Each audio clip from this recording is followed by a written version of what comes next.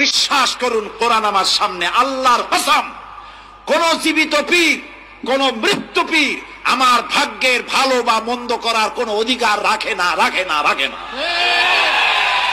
কোন পীর ফু দিয়ে আমার ভাগ্যকে ভালো বানাই দিতে পারবে না, এবং আমার একটা চুলও বাঁকাও করতে পারবে না। যা চাবার আল্লাহর কাছে চাইতে হবে। ওয়াইজা সাআলতা ফাসআলিল্লাহ ওয়াইজা ইসতাআনতা ফাসতাইন বিল্লাহ।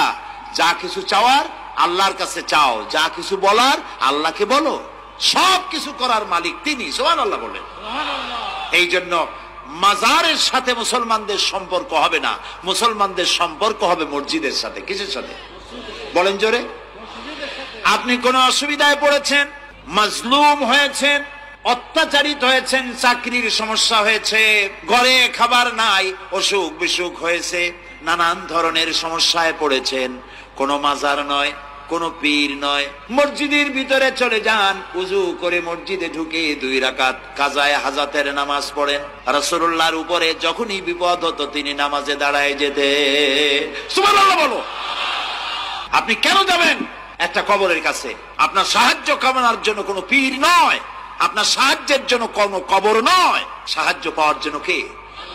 আল্লাহ চান আপনার ঈমানটা খালেস হোক। আল্লাহ তাআলা এটা বরদাস্ত করতে পারেন না যে মানুষ কারো কাছে গিয়া আরেকজনের কাছে গিয়ে নথি স্বীকার করুক। আল্লাহ সহ্য করেন। ইন্না শিরকা লাযুলমুন আযীম। শিরক হচ্ছে মস্ত বড় জুলম, অত্যাচার। আল্লাহ সব থেকে অপছন্দ করেন কোন গুনাহ বলেন?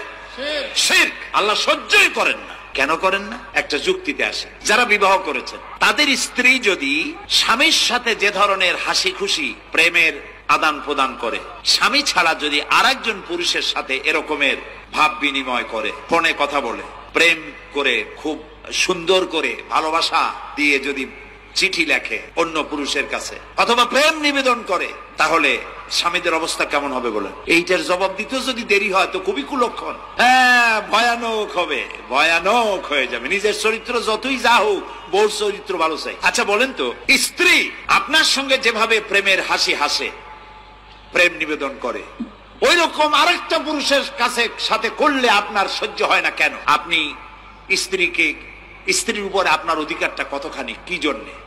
আপনার স্ত্রীর যে হাসি, যে মিষ্টি হাসি, যা আপনার প্রাণ কেড়ে নেয়, ওই হাসিতে আপনার কোনো অবদান আছে বলেন? তার যে টানা টানা চোখ, সুন্দর ভ্রু, মাথায় অনেক লম্বা চুল, শরীরটা সুন্দর, যৌবন, রূপ, এর ভেতরে আপনার কোনো অবদান আছে? হ্যাঁ আছে, একটু তো আছেই।